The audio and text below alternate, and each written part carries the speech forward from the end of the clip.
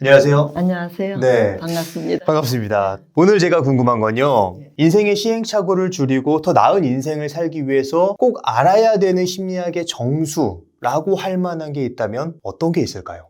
이제 사람이 잘 살기 위해서는요, 어렸을 때 이 기초가 튼튼해야 되거든요. 예. 근데 이제 안타깝게도 이러한 기초는 자기가 마련하기가 어려워요. 거의 어렸을 때를 우리가 의존해서 사는 존재이기 때문에 이게 주어진 거예요. 그래서 일단 가정이 화목하고 좋아야 돼요. 그래서 엄마 아빠 사이가 아주 좋아야 된다든가 애착 대상을 잘 유지하느냐. 이제 많은 경우 자녀에게 있어서 1차 애착 대상은 엄마거든요. 엄마와 관계가 좋은 사람들은 이 성격이 상당히 안정되고 원만해져요.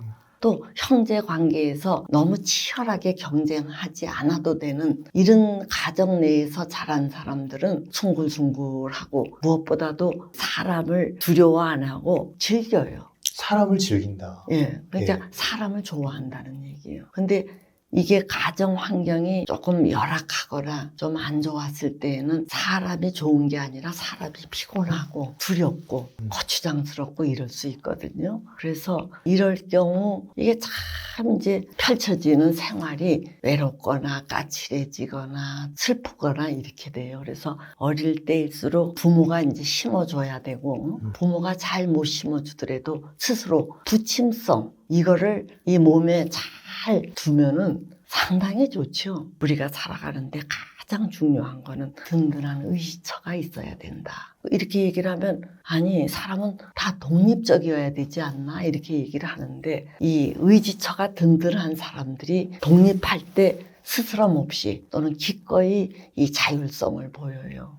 그러니까 이런 의지처가 부모가 자연스럽게 되어주면 제일 좋고 만약에 가정 내에서 든든한 의지처를 못 가졌을 경우에는 자기가 부침성이라도 몸에 숙지가 돼 있으면은 부침성을 갖고 다른 사람에게 자기가 가서 필요한 양분을 열심히 취해야지요. 그렇다면 지금 말씀해 주신 그 부침성을 내가 키웠을 때와 키우지 못했을 때 인생이 어떻게 달라질 수 있을까요? 부침성을 키우면은 바깥에 나갔을 때 사람들이 환영을 하지요. 따르고 지지하고. 그러면 신나고 유쾌하지 않아요? 근데 이제 부침성을 못 키웠을 때는 직분에 따라서 사람들이 와서 예의할지언정 그 위치에서 나오면은요 개미 새끼 한 마리 얼씬거리지 않을 정도로 관계가 툭 끊어진다 그래요. 그래서 퇴직을 하고 우울해하는 분들이 의외로 많아요. 퇴직하면 너무나 이 관계들이 인간관계가 다 떨어져 나가 버리니까. 예, 그래서 평소에 기회 있을 때마다 사람들을 챙기고 사람들에게 공을 들이고 또 미리미리 안부도 묻고 이렇게 해서 자기 주변에 자기를 좋아하는 사람들을 확보해 두는 게 아주 중요하죠. 그렇다면 아까 어렵다고 말씀해 주셨지만 부침성이라는 능력을 키워야 될 것 같아요.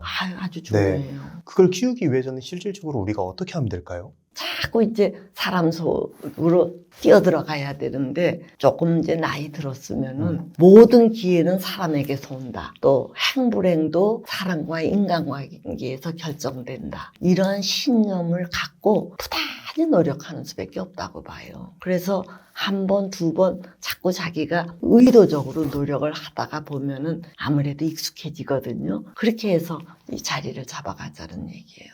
저는 노력해서 안 되는 게 뭐 있을까 이렇게 여기는 사람이거든요. 예. 그 전에 어떤 한 교수를 보니까 그분은 앉기만 하면 사람을 웃겨요. 그래서 저는 그분이 아주 타고나기를 그렇게 타고난 줄 알았어요. 예. 그래서 제가 참 그 유머 감각이 대단하십니다. 배울 때마다 즐거워요. 이렇게 했더니 그분이 씩 웃으면서 자기가 한때 얼마나 촌스러운 사람인지 모른다는 거예요. 열등감에 시달리다가 하루는 안 되겠다 싶어서 유모집을 이렇게 찾아서 그걸 외워갖고 다른 사람 앞에 가서 말을 할 때 너무 어색하게 하니까 주변 사람들이 웃었대요.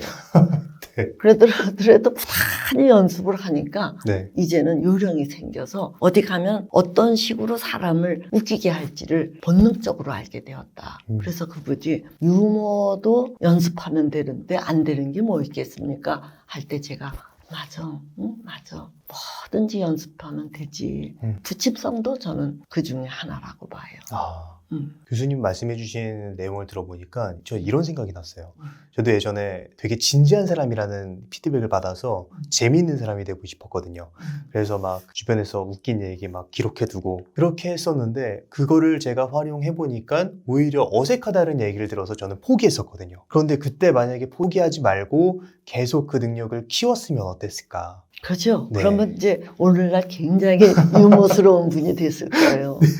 또 어떤 배짱 있는 사람은 자기가 노래를 굉장히 못하는데 못하는 노래여서 어디 가서든지 노래를 안 하려고 했대요. 그런데 어쩔 수 없이 할 수밖에 없는 상황에서 자기가 마이크를 잡고 노래를 하는데 너무 이 음치여서 음정을 못 잡았대요. 그러니까 주변 사람들이 막 웃는데 그때 주변 사람은 이렇게 즐겁게 하는 것도 좋다. 이렇게 하고 끝까지 했대요. 그래서 그때 자기는 자신감을 확 얻었다 그러더라고요. 꼭 잘해야만 되는 게 아니라 못하더라도 열심히 하면은 주변 사람들이 그 성의를 봐서라도 아주 이뻐한다는 얘기예요. 그래서 잘하고 못하고 그거를 너무 신경 쓸 거 없이 하면 된다는 얘기예요. 하면 주변 사람들도 참 가상하게 보고 곱게 봐주게 돼 있어요. 내가 막 억지로 잘하는 척 이렇게 뭔가 포장하는 것보다 나의 본연의 모습을 보여주면서 노력하고 있다는 걸 전달하기만 한다면 사람들은 그 의도를 보고 좋게 봐주기 때문에 오히려 더 좋아질 수 있는 거네요. 그렇죠.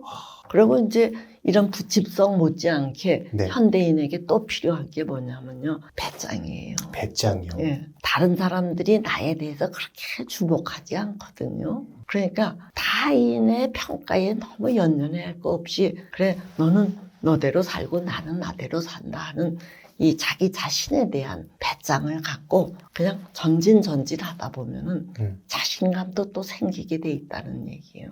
그래서 우리 현대인들이 필히 가져야 될 덕목이 배짱 또는 부침성 또 자신감 이런 것들이죠. 배짱이라는 건 내가 하고자 하는 바를 끝까지 밀고 나가는 걸 배짱이라고 볼 수 있을까요? 어떤 개념으로 그렇죠. 말씀하실 건가요? 이제 배짱이라는 것은 이게 나야. 내가 꼭 잘나야만 나가 아니고 부족해도 이게 나야 하는 자기 긍정이 배짱이지요. 그러니까 타인의 평가에 좌지우지되는 거는 그건 그만큼 약하다는 얘기예요. 근데 보통 그렇게 타인의 평가에 의해서 쉽게 영향을 받는 것 같아요. 배짱을 어떻게 키울 수 있을까요? 배짱을 어떻게 키우느냐. 이거는 이제 남으로부터 자꾸 이렇게 긍정적인 강화를 받을 때 배짱이 커지는 건데 이제 그렇게 하려면은 일단 인간관계가 원만해야 그 속에서 자기 긍정이 생기고 또 그런 가운데 이제 배심이 생기는 건데 이 세상에서 한 세상 사는데 억울하게 살 수는 없다. 나는 나대로 귀중하다 하는 이런 신념, 자기 암시, 자기 체면 이런 것들도 필요하면은 동원하시는 게 좋아요. 지금 교수님 말씀 드리니까 기억나는 게 제가 알던 어떤 지인분께서 되게 말도 잘 못하고 내성적이고 쭈뼛쭈뼛하는 그런 분이 계셨어요.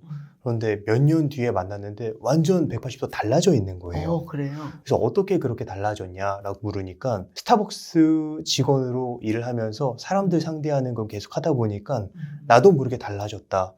라는 말을 듣고 사람이 저렇게 달라질 수 있구나. 그렇게 연습을 통해서 훈련을 통해서 경험을 통해서 바뀔 수 있구나 라는 걸 알게 됐었거든요. 지금 좋은 말씀 하시는데 오래전에 누가 출세를 하려면은 영업사원에서부터 올라와야 된다. 그런 이야기가 유행한 적이 있었는데 그만큼 이제 사람들 속에서 단련되는 게 잘 사는 지름길이다. 이제 그런 사람들은 쉽게 낙담하거나 이렇게 넘어지지 않거든요. 어떤 경우에도 살아날 수 있는 힘을 키우는데 그거는 관계 속에서 단련되는 거 말고는 별 방법이 없다고 저는 보는데요. 결국 어떻게 보면 상담도 하나의 관계잖아요. 그 관계 속에서 연습을 하고 성장하는 거고 그런 맥락에서 보면 그 관계 속에 내가 직접 들어가 보는 그런 마음가짐을 갖는 게 내 지금 배짱이 없어 오들거린다 하더라도 그래서 관계 속에 들어가기가 정 겁나는 사람들은 상담자와 조금 연습을 해서 그거를 뭐 미랄로 삼고 거기에서 경험한 것을 바깥에 가서 조금씩 확대를 해가는 방법도 괜찮아요. 그렇다면은 이건 좀 다른 질문인데 인생에서 좋은 선택을 하는 것도 중요하지만 나쁜 선택을 피하는 것도 굉장히 중요한 요소일 것 같아요. 교수님이 생각하시는 인생에서 나쁜 선택은 어떤 선택이 나쁜 선택일까요? 뭘 하다가 보면 어려움이 있을 때 그거를 뚫고 나가야 되는데 위축이 되어서 고립되는 것을 자초하는 선택. 그게 아주 제일 망하는 지름길이에요. 사실 아까 전에 제가 이제 농담을 막 했는데 좀 부정적인 피드백을 받아서 포기했다고 말씀드렸잖아요. 저는 그 이후에 한동안 나는 어쩔 수 없이 재미없는 사람이구나라는 생각을 가지면서 살았거든요. 그 기억이 지금 떠오르네요. 예. 그래서 저도 이렇게 상담을 할 때 많은 어머니들이 우리 아들이 공부를 안 하고 친구들하고만 논다. 바깥에 가서 탈선한다. 다 이렇게 고민을 하는데 그러면 제가 뭐라고 하느냐 하면은 희귀꼬머리처럼 고립되어서 친구들하고 못 어울리는 경우는 부모가 그 자녀를 평생 벌어먹여야 돼요. 그건 참 아주 최악의 상황이죠. 바깥에 가서 말썽 피우고 돌아다니는 거는 그나마 이 친구들하고 관계할 줄 안다라는 얘기예요. 이렇듯이 설사 시행착오를 하더라도 사람 속으로 뛰어드는 사람은 대중에 결과가 좋아요. 근데 이제 조금이라도 이렇게 부실한 거를 견디지 못하고 자꾸 이렇게 고립시키는 사람들이 최악의 선택을 하는 거죠. 그러고 또 하나 이제 덧붙이자면은 아쉬운 소리 할 줄 모르는 사람. 그건 왜 그런가요? 이제 사람이라는 것은 서로 협동해서 저 사람이 부족할 때 도와주고 또 내가 뭔가 필요할 때 아쉬운 소리를 하고 이렇게 할 때 관계가 이제 돈독해지는데 내가 아쉬운 소리 하는 거를 무슨 굉장히 끔찍하게 치욕으로 여기면서 절대 그 소리 못하는 사람들이 있어요. 이런 사람들도 아주 나쁜 선택을 하는 거라는 얘기예요. 그래서 우리는 이렇게 고립되려고 하는 것을 차단해야 되고 아쉬운 소리 하는 것을 꺼려하는 것을 극복해야 된다. 이제 이런 두 가지만 잘 신경 쓰시면은 사람들에게 접근하는 거에 그렇게 큰 두려움을 갖지 않을 겁니다. 그렇다면 지금 고립된 인생을 살고 있는 사람들에게 해주고 싶으신 말씀이 있으시다면 어떤 게 있을까요? 글쎄 이제 고립되어서 사시는 분들은 본인은 다른 사람에게 아무런 피해를 안 준다고 여기실 수 있어요. 그러나 사실은 사람들은 다 이렇게 그물망처럼 서로 연결된 존재이기 때문에 이렇게 고립되어 있으면요 주변 사람들이 신경을 많이 쓰게 돼요. 자기는 몰라도 굉장히 부담을 준다는 얘기예요. 그러니까 우리가 배운다라는 것은 부모가 못 해준 것을 자기가 찾아 나서야 되는 의무를 받아들인다는 게 아닐까 이런 생각을 해요. 즉 배운 자의 미션은 관계 속으로 자꾸 뛰어들어서 자기에게 필요한 것을 적극적으로 찾아 나서는 그런 태도를 취하는 거다. 그래서 부디 이런 방송을 듣는 그런 분들은 자기만의 자기가 아니고 여러 사람들하고 연결된 자기니까 자기를 귀중하게 여기시고 부디 용기를 내셔서 아웃고잉 하시길 바랍니다. 네. 혹시 마지막으로 하시고 싶으신 말씀 있으시면 어떤 게 있을까요? 하여튼 삶은 단 한 번의 기회이니까 이 주어진 시간을 최대한으로 발휘하기 위해서는 일단 적극성을 띠는 게 가장 좋다고 봅니다. 적극적으로 사람 속으로 뛰어들어가는 그런 용기를 부디 가지시기 바랍니다. 네. 예. 네, 오늘 장성숙 교수님을 모시고 인간관계에서 우리가 인생을 살아가면서 가장 중요한 내용이 무엇인지에 대한 이야기를 나눴습니다. 그럼 오늘의 심리학은 여기까지 하도록 하겠습니다. 좋은 말씀 해주셔서 감사합니다. 예, 감사합니다. 감사합니다. 예.